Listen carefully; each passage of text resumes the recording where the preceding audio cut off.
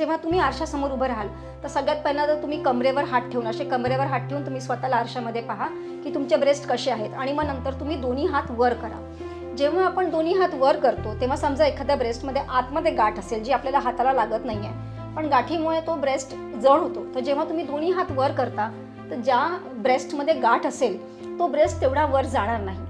तर तुम्हाला कळेल की अच्छा या ब्रेस्टमध्ये काहीतरी प्रॉब्लेम आहे. जेव्हा त्यांचं मेन्स्ट्रुअल सायकल असते तेव्हा सायकलच्या आधी ते स्तन जड झालेले असतात किंवा मध्ये मध्ये जेव्हा ओव्ह्युलेशन पिरियड असतो तेव्हाही कधी कधी आपल्याला हाताला गाठी लागतात आणि प्रत्येक गाठ लागली की आपल्याला भीती वाटते की हे कॅन्सरची तर गाठ नाही आहे.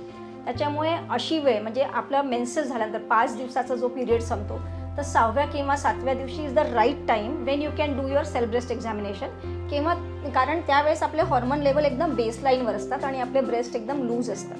तो this is the right time. नमस्कार, माझं नाव डॉक्टर चेतना बक्षी आहे आणि मी ठाण्याच्या ज्युपिटर हॉस्पिटलमध्ये कर्करोग चिकित्सक म्हणून मी कार्यरत आहे. स्पेशली ब्रेस्ट कॅन्सर हा माझा आवडता विषय असून जास्तीत जास्त पेशंट मी ब्रेस्ट कॅन्सरचे बघते. मॅम, सर्वात पहिला प्रश्न आहे, ब्रेस्ट कॅन्सर म्हणजे नेमकं काय? तर ब्रेस्ट कॅन्सर म्हणजे ज्याला आपण मराठीमध्ये स्तनाचा कर्करोग असं म्हणतो. तर कर्करोग हा रोग बाहेरून होत नाही, हा आतनंच आपल्या शरीरामधनंच एखाद्या पेशीमध्ये जेव्हा काही चेंजेस होतात तेव्हा तो कर्करोगामध्ये रूपांतर होतो.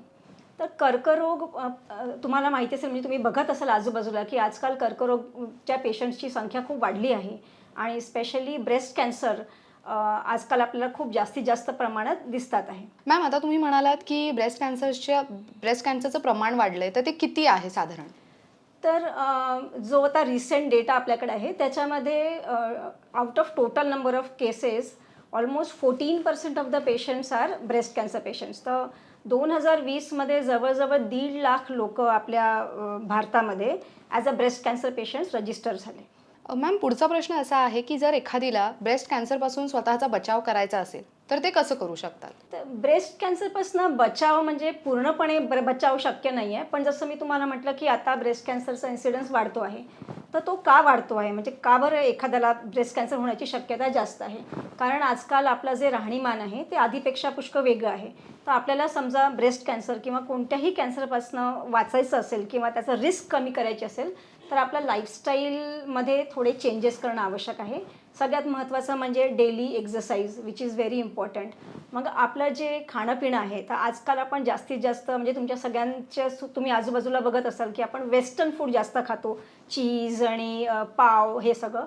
तर आपल्या खाण्यामध्ये जे आपलं भारतीय अन्न आहे ज्याच्यामध्ये हिरव्या भाज्या, फळं या गोष्टींचा समावेश जास्त करण्याची आवश्यकता आहे. तर 2 सगळ्यात महत्त्वाच्या गोष्टी म्हणजे रोजची रुटीन एक्झरसाईज आणि आपल्या खाण्यामध्ये जास्तीत जास्त फळं आणि हिरव्या पालेभाज्यांचा समावेश करणं आवश्यक आहे. मॅम, पुढचा असा प्रश्न आहे, सेल्फ ब्रेस्ट एक्झामिनेशन का गरजेचं असतं? सो अगेन दुसरं महत्त्वाचं कारण की ब्रेस्ट कॅन्सर हा पूर्णपणे क्युअर होऊ शकतो कारण याचं जे डायग्नोसिस आहे, कारण मोस्ट ऑफ द पेशंट्स आम्ही जे आमच्या ओपीडीमध्ये बघतो ते त्यांच्या स्टेज 3 किंवा स्टेज 4ला म्हणजे कॅन्सर जेव्हा पुष्कळ वाढलेला असतो तेव्हा ते आमच्याकडे येतात. पण ब्रेस्ट कॅन्सरचं जे डायग्नोसिस आहे, समजा तुम्ही व्यवस्थित सेल्फ ब्रेस्ट एक्झामिनेशन म्हणजे स्वतःहून स्वतःच्या स्तनाची एक्झामिनेशन तुम्ही रुटीनली रेग्युलरली केली तर इट इज पॉसिबल की लवकरात लवकर डायग्नोसिस म्हणजे अर्ली स्टेज डायग्नोसिस ज्याला आपण म्हणतो पहिल्या स्टेजमध्ये किंवा दुसऱ्या स्टेजमध्ये आपण डायग्नोसिस करू शकतो. आपण समजा लवकर डायग्नोसिस केलं तर हा पूर्णपणे क्युअर होणारा आजार आहे. म्हणजे फॉर एक्झाम्पल समजा स्टेज 1मध्ये एखादा पेशंट जेव्हा आमच्याकडे येतो तेव्हा there is more than 95% chance की हा पेशंट पूर्णपणे क्युअर होऊ शकतो. तेच समजा स्टेज 4मध्ये आला तर less than 20% of the patients will have 5 year survival. त्याच्यामुळे जेवढा लवकर तुम्ही याल तेवढं चांगलं आणि लवकर येणं पॉसिबल आहे कारण सेल्फ ब्रेस्ट एक्झामिनेशननी लवकरात लवकर आपल्याला कळू शकतं की आपल्या ब्रेस्टमध्ये हा ट्यूमर झालेला आहे. मॅम, सेल्फ ब्रेस्ट एक्झामिनेशन कधी करणं गरजेचं आहे आणि ती कशी करावी? तर बेसिकली सेल्फ ब्रेस्ट एक्झामिनेशन म्हणजे स्वतःच्या हाताने स्वतःच्या स्तनाची परीक्षण. तर हे म्हणजे प्रत्येक स्त्रीने केलं पाहिजे. वयाच्या 20व्या वर्षानंतर प्रत्येक महिन्याला प्रत्येक स्त्रीने हे करणं आवश्यक आहे. आणि what is the best time to do it? कारण शेवटी जे आपले ब्रेस्ट असतात इट्स अ हॉर्मोनल ऑर्गन. तर तुम्हाला सगळ्यांना माहिती असेल, सगळ्या स्त्रियांना माहिती असतं की जेव्हा त्यांचं मेन्स्ट्रुअल सायकल असते तेव्हा सायकलच्या आधी ते स्तन जड झालेले असतात किंवा मध्ये मध्ये जेव्हा ओव्ह्युलेशन पिरियड असतो तेव्हाही कधी कधी आपल्याला हाताला गाठी लागतात आणि प्रत्येक गाठ लागली की आपल्याला भीती वाटते की हे कॅन्सरची तर गाठ नाही आहे.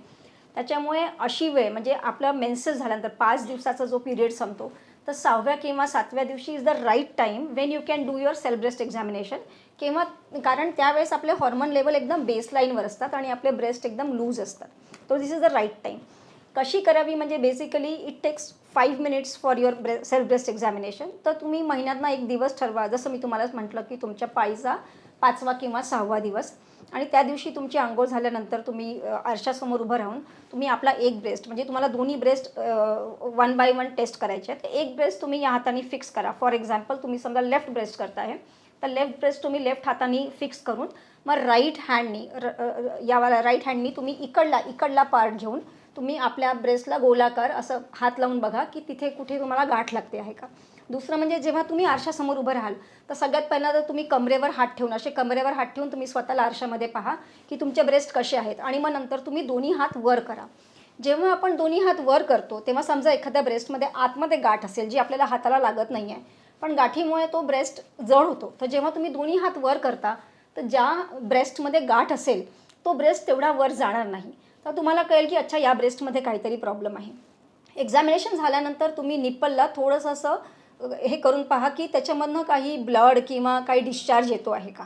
इफ तुम्हाला असं काही डिस्चार्ज वाटला निप्पलमधनं येत असेल किंवा तुम्हाला कुठेही गाठ जाणवली किंवा तुम्हाला तुमच्या ब्रेस्टच्या स्किनवर असा रफनेस एका ठिकाणी असा रफनेस वाटला किंवा रेडनेस आला, तर मग दॅट इज द टाईम जेव्हा तुम्ही डॉक्टरकडे जाणं आवश्यक आहे. तुम्हाला सगळं नॉर्मल असेल तर then again next month you have to do this examination. तर याच्याशिवाय वयाची 40 झाल्यानंतर प्रत्येकाने वर्षातनं आपण सगळ्यांची एक टेस्ट सगळेजण एकदा वर्षातनं सगळी पॅथॉलॉजिकल टेस्ट करतात. तसंच डॉक्टरकडनं एक क्लिनिकल ब्रेस्ट एक्झामिनेशन किंवा तुम्हाला काही असं वाटलं की मला थोडासा गाठ आहे तर तुम्ही डॉक्टरकडनं, तर this is self breast examination. त्याच्यानंतर you should go to a doctor and get a clinical breast examination which is done by the doctor. आणि त्याच्यानंतर समजा डॉक्टरांना काही वाटलं की काही आहे तर मग ते एक टेस्ट करवतात ज्याला आपण मॅमोग्राफी किंवा सोनोमॅमोग्राफी म्हणतो. तर तसं पण वयाच्या 40 नंतर प्रत्येकाने वन्स इन अ इयर सोनोमॅमोग्राफी करणं आवश्यक आहे, ॲटलिस्ट वन्स इन 2 इयर्स. आणि ज्यांच्या घरी ब्रेस्ट कॅन्सरची हिस्ट्री आहे म्हणजे तुमच्या आई, मावशी, मावस बहीण कोणाला ब्रेस्ट कॅन्सरची समजा घरी हिस्ट्री असेल किंवा बहीण, सख्खी बहीण, तर मग अगदी वर्षातनं एकदा सोनोमॅमोग्राफी करणं अत्यंत आवश्यक आहे. दुसरं म्हणजे पुष्कळ जणांना थोडं डॉक्टरकडे जायला भीती वाटते, कारण त्यांना असं वाटतं की मी डॉक्टरकडे गेलं तर ते मला मोठी किमोथेरपी देतील किंवा काही ट्रीटमेंट देतील ज्यानी मला विद्रुपता येईल किंवा मी बरी होणार नाही किंवा मी माझा ब्रेस्ट काढून टाकायचा नाही आहे मला. पण आजकाल आहे ना इतके नवीन औषधं निघाली आहेत, एवढ्या नवीन प्रकारच्या सर्जरीज आलेल्या आहे, ब्रेस्ट रिकन्स्ट्रक्शन आलेलं आहे की कॅन्सरची ट्रीटमेंट एवढी कठीण राहिली नाही जी आधी होती. पण याच्याकरता तुम्हाला डॉक्टरकडे जाणं आवश्यक आहे.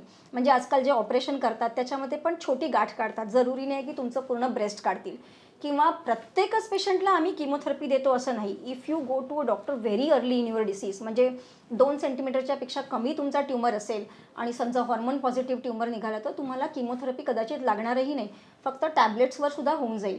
किंवा आजकाल नवीन किमोथेरपी आल्या आहे ज्याच्यामध्ये इतका साईड इफेक्ट्स होत नाही किंवा सपोर्टिव्ह केअर आजकाल खूप चांगली आहे. But the most important thing is डॉक्टरकडे जाणं आवश्यक आहे. तर जसं आम्ही नेहमी सांगतो की डोंट हाईड, कारण तुम्ही ती गोष्ट लपवून ठेवल्याने तुम्ही बरे होणार नाही. तुम्ही बरे केव्हा व्हाल, जेव्हा तुम्ही डॉक्टरकडे जाल, तुम्ही त्यांना सांगाल तेव्हाच ते तुम्हाला ट्रीट करू शकतील. That's why don't hide your self. Wien ever you feel की तुम्हाला काही आहे तर तुम्ही तुमच्या घरी कोणाला तरी सांगा आणि डॉक्टरकडे जाऊन स्वतःचं टेस्टिंग करून घ्या. एवढ्या कमी वेळात आम्ही जास्तीत जास्त माहिती द्यायचा प्रयत्न केला तुम्हाला, पण याच्याशिवाय पण तुम्हाला काही अजून प्रश्न असतील, काही क्वेरीज असतील किंवा येऊन दाखवायचं असेल तर मी अपॉइंटमेंट नंबर स्क्रीनवर आहे, तिकडे तुम्ही आमच्याशी कनेक्ट करू शकता. We are there for you all the time.